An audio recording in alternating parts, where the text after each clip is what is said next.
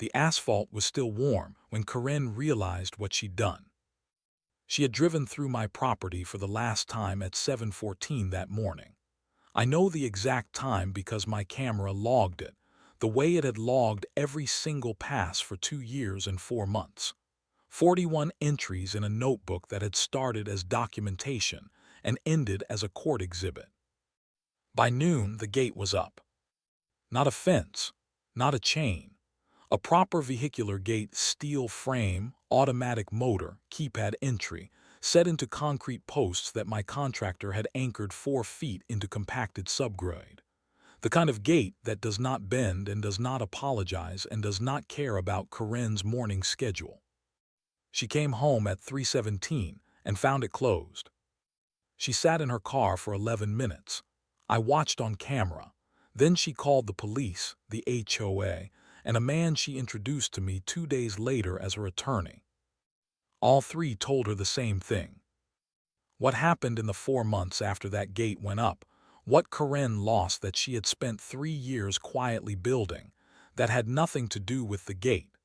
The gate was just the morning she understood, finally and completely, who she had been cutting through. My name is Aldous Pemberton, 53 years old, 20 years as a licensed civil engineer for the state of Tennessee, specializing in road infrastructure and traffic systems. After that, 8 years running my own firm. I have spent nearly 3 decades understanding, with professional precision, exactly one thing: how vehicles move, what routes they use, who owns those routes, and what the law says when someone uses a route that does not belong to them. My wife Gloria is a title examiner. She has spent 20 years reviewing deeds, easement documents, access rights, and property conveyances. She can read a legal description the way a musician reads sheet music, fluently, instinctively, and with immediate recognition of anything that does not belong. We had bought our home in Harrowfield Crossing 7 years ago. A 2-story brick colonial on a half-acre corner lot in a mid-sized HOA outside Nashville, 81 homes, established trees, the kind of neighborhood that had been built in the early 90s and had settled into the particular confidence of a place that knew what it was. Our lot had a specific feature that was, from a traffic engineering perspective, immediately interesting to me when we bought it. The property sat at a hard corner where Harrowfield Drive curved sharply to the right. Directly behind our rear property line ran Clement Court, a shorter residential street. The 2 streets were not connected by any public road. But the geometry of the corner lot meant that a vehicle could, if a homeowner permitted it, cut across the rear portion of our driveway and the unmaintained gravel strip along our back boundary and emerge onto Clement Court, shaving approximately 6/10 of a mile off the route between the 2 streets. I had noted this geometrically on the day we looked at the property. Gloria had noted it legally. No easement granting access rights across the rear of the lot existed in the title chain. The property was ours, fully and cleanly, with no encumbrances of that kind. We did not think about it again for 2 years. Corinne Whitmoreslade moved into the house on Clement Court that backed most closely to our rear property line in year 3. She was 49, former pharmaceutical sales representative, now what she described in neighborhood introductions as a lifestyle consultant, which appeared to mean she had opinions about how other people should arrange their time and their space, and was willing to share those opinions at volume. Her husband Patrick drove a company truck and left before 6 every morning. Their 2 teenagers had the specific self-contained quality of adolescents who have learned that the less visible they are, the better their outcomes. The first time I noticed a vehicle using the rear of our property as a cut-through, it was Corinne's Audi, a Thursday morning in October. I was in my home office at the front of the house and happened to be looking out the window. Her car moved across the gravel strip behind our lot from right to left, Harrowfield Drive side to Clement Court side, smoothly, without hesitation. The way someone drives a route they have already used enough times that it requires no conscious navigation. I went outside and walked the rear boundary. The gravel strip along the back fence line showed fresh tire tracks. Not a single set, multiple impressions, overlapping, suggesting repeated use over time. I calculated quickly. 41 days since Karen had moved in. The depth of the impressions in the soft ground near the drainage channel suggested the route had been used dozens of times at minimum. She had been using my property as a cut-through for over a month before I had noticed. I knocked on her door that afternoon. She answered in workout clothes, slightly surprised to see me. I introduced myself properly. We had met twice at HOA events but had not had a direct conversation, and told her I had observed her driving across my rear property and asked her to stop. She looked at me with the expression of someone processing information they had not expected to receive. Then she said she had assumed the gravel strip was common area. I told her it was not. I told her it was private property, fully within my boundary, with no easement granting access rights to anyone. She said she had not realized, said she was sorry, said she would stop. She did not stop. I know this because I installed a trail camera on the rear fence line the following week, a wildlife camera, the kind with motion activation and a 30-day memory card. I checked it 2 weeks later. 17 activations. 14 of them were Karen's Audi. 3 were a different vehicle I did not immediately recognize.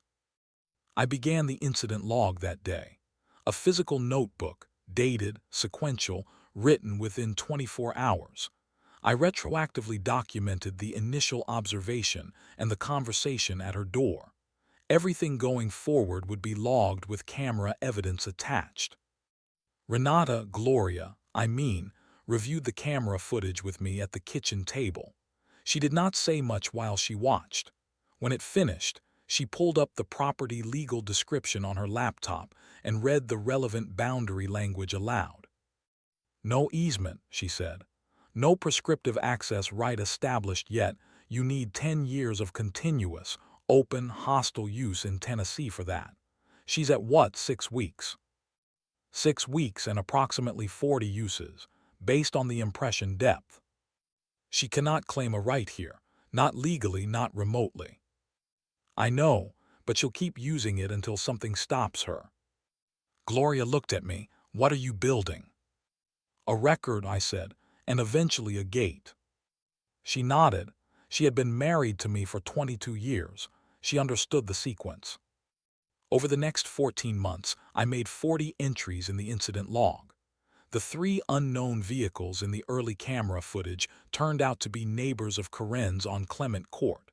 A woman named Sheila Burke and her adult son, who had apparently been told by Karen that the cut-through was usable. Karen had been advertising access to my property to her neighbors. This was the detail that changed the scale of the situation. It was no longer one person making a private miscalculation about access rights. It was one person actively recruiting others to use private property she had no right to share. I sent Karen the first certified letter at the 3-month mark. Formal, factual, no hostility. Documented the continued use, referenced the conversation at her door, stated that use of the rear property without authorization constituted trespass under Tennessee Code annotated 39-14-405, and requested immediate cessation. The letter was signed for on a Tuesday. By Thursday, the camera had logged 2 new activations, both Karen's Audi.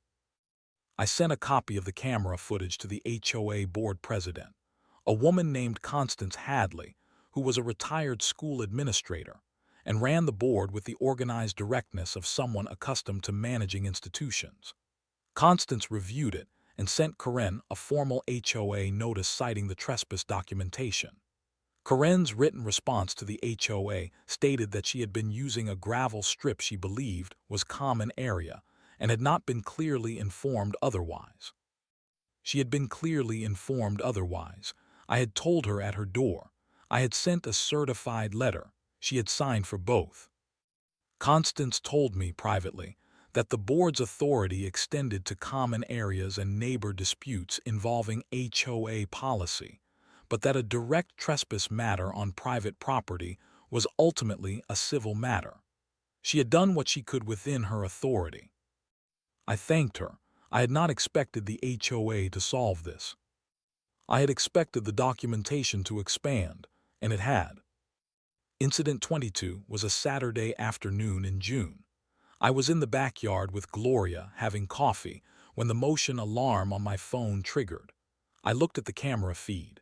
Corinne's Audi, Sheila Burke's sedan, and an unfamiliar pickup truck were all on the gravel strip simultaneously. 3 vehicles using my property as a cut-through at the same moment. I walked to the rear fence. All 3 vehicles had already crossed. I photographed the tire tracks, added the entry to the log. Gloria was standing beside me. She looked at the overlapping tracks in the gravel. "She's turned this into a neighborhood road," she said. "That's exactly what she's done." Which means her neighbors are going to resist the closure even more than she does. Yes, because they'll have developed an expectation of access. Which is why I'm closing it before the expectation hardens further. Gloria looked at me. "How far along are you?" "I've had 2 contractors out for quotes. Raymond." "Different Raymond," she said. "Different Raymond. My contractor Marcus has the design ready. Posts, motor, keypad, the full installation. He's ready when I give the word." "What are you waiting for?" "The right entry in the log," I said. "Something that makes the necessity undeniable." Entry 41 arrived 3 weeks later. A Tuesday morning at 7:14. Corinne's Audi, coming through at commute time, moving faster than the previous uses. Not the careful, exploratory speed of someone uncertain about a route, but the fluid, automatic speed of someone who had driven this path hundreds of times and no longer thought about it at all. My camera captured it cleanly. Timestamp visible, plate visible, speed estimable from the frame rate. I closed the notebook after writing that entry, set my pen down. 41 entries, 14 months of documentation, 2 certified letters signed for, 1 HOA intervention, no change. I called Marcus that afternoon, told him to schedule the installation. He came Saturday morning with his crew. 2 men, a post hole digger, the gate assembly on a flatbed. I had the concrete mixed on site. Marcus was methodical and precise, the kind of contractor who measures twice before he marks once and marks once before he digs. I had sent written notice to the HOA on Wednesday. Brief, formal letter to Constance Hadley, informing her that on Saturday I would be installing a vehicular gate on my rear property boundary to address ongoing unauthorized access. No request for permission.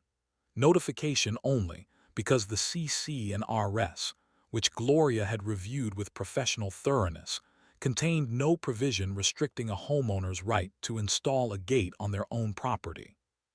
I had also sent Corinne a certified letter on Wednesday. This one was the most complete document I had sent her. It summarized all 41 incidents with dates. It referenced the conversation at her door. It referenced both previous certified letters and her signatures on the return receipts. It documented the expansion of use to at least 3 additional vehicles she had invited onto my property. And it stated, in clear language that Gloria had reviewed, that I would be installing a permanent vehicular gate on Saturday, and that the cut-through would no longer be accessible after that date. The return receipt came back Friday afternoon. Corinne had signed for it at 2:09. Marcus's crew broke ground at 7:30 Saturday. Post holes first 4 feet deep, the gate posts were going to be serious. The motor housing was set on a concrete pad level and square. The gate itself was steel-framed, powder-coated dark green to match our fence, automatic motor, keypad on the property side, no exterior access. When it was closed, there was no way through unless I opened it. Corinne came through at 7:14 that morning. Before Marcus arrived, entry 41, the last one, the one that closed the log. By 3 in the afternoon, The gate was installed and operational. I tested it twice. The motor ran smoothly. The keypad worked. The gate closed flush and latched with a sound that was satisfying in the specific way of something built correctly. Marcus's crew packed up. I signed the completion paperwork. They left. I went inside, made coffee, watched the rear camera feed on my phone. At 3:17, Karen's Audi turned off Clement Court and approached the rear of my property from her side. She slowed as she reached the point where the gravel strip opened onto what had been, for 14 months, an easily navigable cut-through. The gate was there. She stopped. Her car sat at the gate for 11 minutes. I watched the timestamp tick, 3:17 to 3:28. She did not get out. She did not reverse immediately. She sat there in a way that suggested she was doing the same kind of recalculation that people do when a thing they believed was permanent turns out to have been temporary all along. At 3:28, she reversed and drove back down Clement Court. My phone rang at 4:05. Unknown number. I let it go to voicemail. Karen's voice, tightly controlled, asking me to call her back regarding the gate. I did not call back. She appeared at my front door at 4:40. I answered. She asked, standing on my porch with the specific quality of someone managing a larger emotion than their voice was currently expressing, why I had put a gate up without talking to her. I sent you a certified letter Wednesday, I said. You signed for it Friday. You said you were going to install something. I thought it would be removable.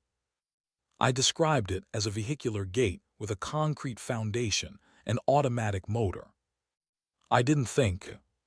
Karen, you've driven across my property 41 times after being asked to stop, in person and in 2 certified letters. You've invited at least 3 of your neighbors to use the same route. I documented all of it. She stood there. The managing quality in her expression had shifted slightly, less control, more something else. Something that looked like a person encountering the gap between what they believed the limits were and what the limits actually turned out to be. I need access to that road, she said. It saves me 15 minutes every morning. You've been using my private property as a personal shortcut for 14 months, I said. You have no right to that access. You never did. The HOA has been notified. There's no provision restricting this installation. She pulled out her phone. I'm calling the police. That's your right, I said. I'll have the documentation ready when they arrive. She called. I went inside, gathered the folder I had staged on the kitchen counter, and came back to the front porch. Officer Marcus Webb arrived at 5:15. He was thorough, organized, and had clearly been doing this long enough to read the shape of a situation quickly. He walked the gate installation with me. I showed him the boundary documentation. Gloria had prepared a clean summary with the relevant legal description highlighted, and the county ordinance compliance. Marcus had pulled the permits where required, and the work met all applicable specifications. Officer Webb reviewed the folder, looked at the gate, looked at the concrete posts. Is any part of this outside your property line? No, Gloria. My wife reviewed the legal description 3 times. The gate is 18 inches inside my rear boundary. HOA issues. I notified the board Wednesday. No provision restricts the installation. I handed him the CC&R excerpt tabbed. He looked at it briefly. Then I handed him the incident log. He took it, flipped through the first several entries, paused at the camera evidence section, looked up. You've been documenting this for 14 months. 41 incidents, 2 certified letters, 1 HOA intervention, no chain. He returned the log. Sir, everything here is in order. He paused. I do want to note that the caller mentioned other neighbors also use this route. Yes, I have camera evidence of at least 3 additional vehicles. All were using access that Mrs. Whitmore Slade apparently told them was available. None of them had any legal right to that access either. Officer Webb wrote something down. I'll need to speak with her. He spoke with Karen for about 12 minutes across the street. I watched from my porch without going closer. The conversation had a specific shape. Karen spoke at length at the beginning, then less as it continued, then was mostly listening at the end. Officer Webb wrote things down throughout. He came back. Mrs. Whitmore Slade is unhappy with the situation. She mentioned consulting an attorney. She's welcome to. The documentation is complete. I want to be direct with you, he said.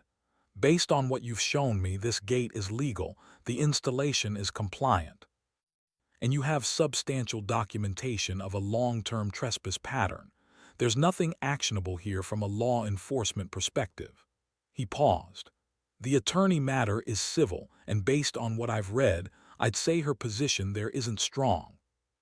He gave me his card, left. I went inside, sat at the kitchen table. Gloria was making dinner.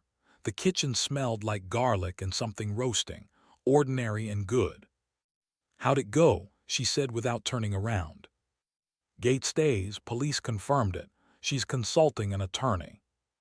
What does the attorney find? Nothing, no easement, no prescriptive right established. She's at 14 months, needs 10 years in Tennessee. No HOA authority over private installations. Trespass pattern documented in my favor. I paused. The attorney is going to read the incident log and tell her to let it go. She won't listen right away. No, but eventually. The HOA meeting was called for the following Tuesday. Constance Hadley had received a formal member petition from Karen, citing community impact and requesting board action. Constance had notified me per the CC and RS and had emailed me, separately, saying she had read the incident log I had sent her previously and that she would run the meeting correctly. I spent Sunday and Monday preparing, not for performance, for precision, a presentation binder tabbed with copies for the board, the full incident log, the camera evidence summary, the 2 certified letters with signed receipts, the pre-installation notice with Karen's signature, the property documentation, the county compliance paperwork, and 1 additional document that Gloria had spent Saturday preparing. A formal title analysis. 2 pages, professional format, her signature and license number at the bottom, confirming that the rear portion of the property carried no easement, no license, no access right of any kind, that the legal description was unambiguous, that no use, however prolonged, could ripen into a prescriptive easement in under 10 years under Tennessee statute, and that the gate installation fell entirely within the owner's legal rights as documented in the property record. Gloria had spent her career on these documents. This one was airtight. The meeting drew 37 homeowners, high for Harrowfield Crossing. Karen had clearly made calls. I recognized Sheila Burke near the back, which was useful information. Several people I did not know well had apparently been told something about a neighbor who had unilaterally closed a community shortcut. Karen had been busy. Constance opened formally. Parliamentary procedure, documented minutes, proper order. Then Karen had the floor. She spoke for 14 minutes. She was organized and persuasive in the way that people who have spent careers in sales are organized and persuasive. She understood her audience, calibrated her emotion carefully, and built her narrative with the specific structure of someone who knows that the first version of a story is the one people remember. She talked about community convenience and neighborhood connectivity, and the informal shared understanding of longtime residents. She said the gate had been installed without warning or community input. She described it as a unilateral action that had affected not just her but multiple families who had come to rely on the route. She did not use the word trespass. She did not mention the certified letters. She presented the cut-through as an established community practice and the gate as its sudden, hostile termination. Constance gave me the floor. I opened with Gloria's title analysis, set it in front of Constance and passed copies to the other board members. 2 pages, clean, professional, licensed. The rear of our property carries no easement, I said. No access right of any kind exists in the chain of title. Mrs. Whitmore Slade has no legal right to use this route. Neither do her neighbors. This has been true since the day we bought the property. Then I opened the incident log. 41 entries. I read 20 of them aloud with dates with camera reference numbers. The first entry, my initial observation and the conversation at her door. Entry 3, 2 weeks later, camera evidence of 14 activations. Entry 9, Sheila Burke's vehicle documented for the first time. Entry 22, 3 vehicles simultaneously. Entry 41, 7:14 Saturday morning, final documented use. I put the certified letter receipts on the table, both of them with Corinne's signatures and dates. I put the pre-installation notice receipt beside them, Corinne's signature, Friday, 2 days before installation. Mrs. Whitmore Slade described the gate as installed without warning, I said. She signed for the notice 40 hours before the installation began. Sheila Burke in the back row had gone very still. I addressed the community impact argument directly. Several residents have apparently been told this route was available for their use. I want to be clear that no one told them that with any authority to do so. The property is private, carries no access rights, and the owner, that is, my wife and I, never granted permission to anyone. Anyone who has been using this cut-through was trespassing, regardless of what they were told about its availability. I let that sit. I understand this is inconvenient. Losing a 0.6 of a mile shortcut adds time to certain routes. I am sympathetic to that inconvenience. I am not sympathetic to the claim that my private property should remain accessible because its unauthorized use had become habitual. I closed the binder. The gate is permanent. It is legal. It is compliant. And it corrects a trespass situation that I documented for 14 months, communicated about in person and in writing, and exhausted every reasonable option to resolve before installing a physical solution. The room was quiet in that specific way that follows the collapse of a narrative. Constance asked Corinne whether she had received the pre-installation notice. Corinne said yes. Constance asked whether she had contacted Mr. Pemberton before the installation as the notice had invited. Corinne said she had not had an opportunity. Constance asked what had prevented her from sending an email or making a phone call in the 40 hours between receiving the notice and the installation. Corinne said she had not thought the installation would be permanent. Constance wrote something down. She called the vote.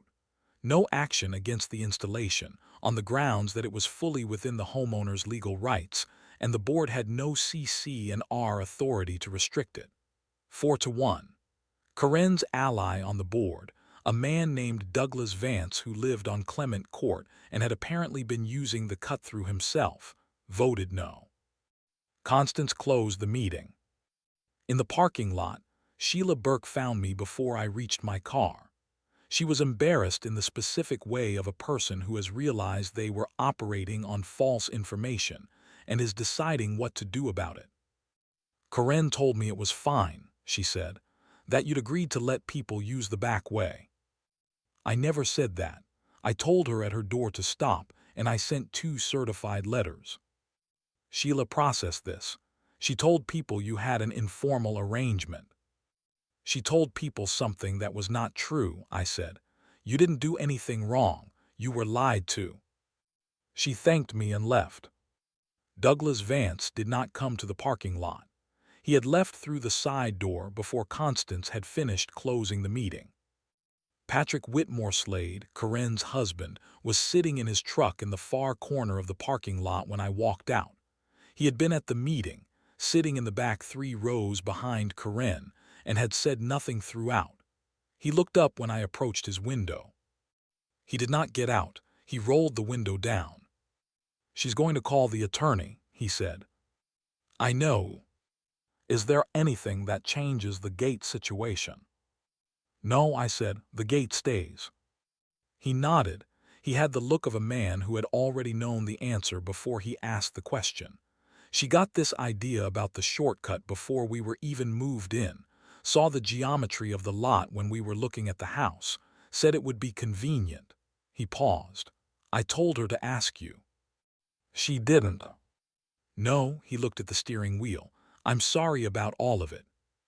I appreciate that, I said. He drove away. Gloria was waiting by our car. She had been talking with Constance near the entrance. She looked at my face as I approached. Patrick. Apologized. Said she saw the geometry before they moved in. She planned to use it. From the beginning, I said, never intended to ask. Gloria was quiet for a moment. That's different from someone who made a mistake. Yes, I said, it is. The attorney called Wednesday morning. His name was Thomas Greer, and he had the measured, careful tone of someone who has reviewed a situation and is about to deliver information his client does not want to hear. He asked whether I would be willing to discuss a limited access arrangement, a formal license perhaps, with defined hours and approved vehicles.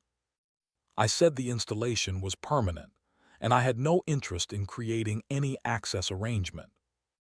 He asked whether I had considered the potential for a prescriptive easement claim based on the period of use. I said yes, I had considered it. My wife was a licensed title examiner, and under Tennessee Code the minimum period for a prescriptive easement claim was 10 years of continuous, open, hostile, and actual use. Karen had been using the cut-through for 14 months. The claim had no legal basis. There was a pause.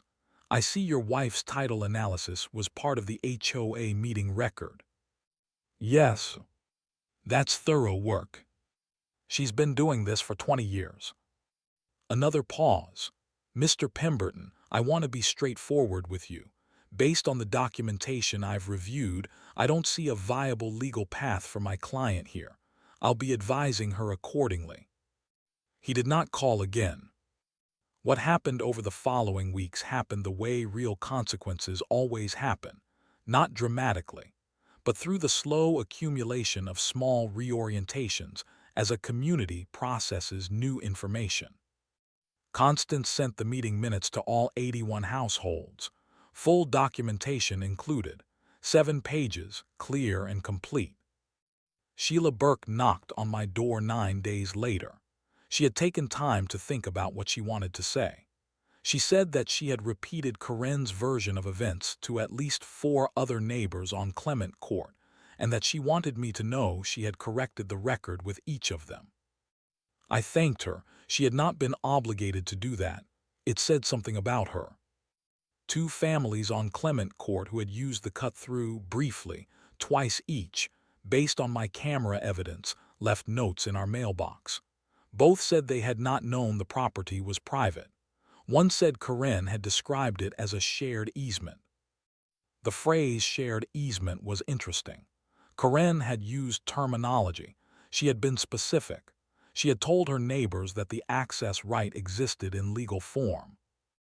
I added a note to the back of the incident log. Not an entry, just a notation. Karen had been actively misrepresenting the legal status of her neighbor's access rights to my property. Gloria read the notation that evening, set the notebook down. She could have legal exposure for that, she said. Inducing trespass by misrepresentation. It's not a strong claim on its own, but combined with the documented pattern and the attorney's involvement. I'm not pursuing it, I said. I know. The gate is the response. Everything else is documentation. She nodded. The documentation is complete. Yes, I said, it is. Karen's attorney sent a final letter in month 2. It was short, professionally written, and carefully noncommittal. It stated that his client had concluded that further legal action regarding the gate installation was not in her interest at this time, and that she reserved all rights without prejudice. The language of a lawyer closing a file without admitting the case was lost, though the case was clearly lost. I filed it in the folder behind the incident log. On a Saturday morning in month 3, I was doing a routine check of the rear gate, testing the motor, verifying the keypad, checking the concrete posts for any settling. The gate was exactly as Marcus had installed it. The powder coat was unmarked. The posts were plumb. The concrete apron was intact. Gloria came out with coffee. She handed me a mug and stood beside me looking at the gate in the morning light. "Have you checked the camera?" she said. "No activation since installation day," I said. 42 days. "First time in 14 months." "Yes." She looked at the gate for a moment. "Sheila Burke waved to me yesterday, from her driveway." "That's a good sign." "Douglas Vance hasn't waved since the meeting." "Douglas Vance has a 6/10 of a mile longer commute now and knows why." She smiled. The specific, small smile of a person who has watched something be handled correctly from the beginning and is acknowledging the end of it. Their house went on the market in month 4. The listing described it as a charming colonial with easy access to major corridors. The photographs were professional. None of them showed the rear fence line. It sold in 48 days. The buyers were a couple in their early 40s. She was an architect. He ran a small manufacturing company. They had a daughter in middle school and a lab named Gus who had opinions about everything. On their first Saturday, the husband, a man named Elliot Marsh, came over to introduce himself properly and spent 30 minutes in my garage looking at the survey equipment and asking excellent questions about property line methodology. His wife Claire came over the following week with a bottle of wine and the specific warmth of a person who is genuinely glad to meet her neighbors. Neither of them ever approached the rear gate. On a Sunday morning in month 5, I stood at the rear boundary and looked at the gate in the early Tennessee light, clean and green and permanent.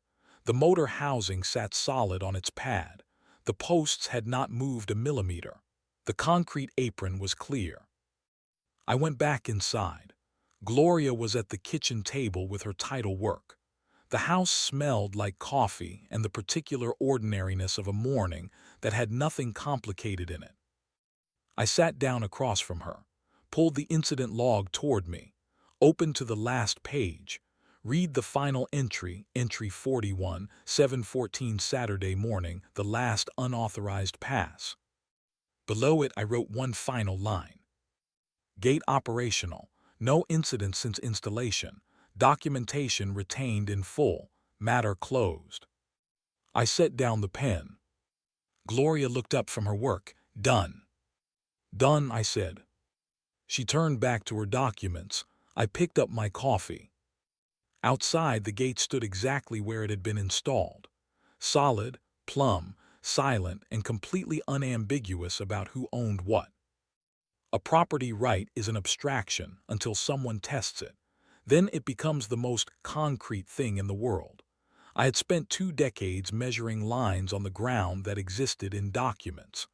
I had spent 14 months watching someone drive across one as though it did not exist. The gate was just the moment the line became visible. Everything was exactly where it was supposed to be, permanently.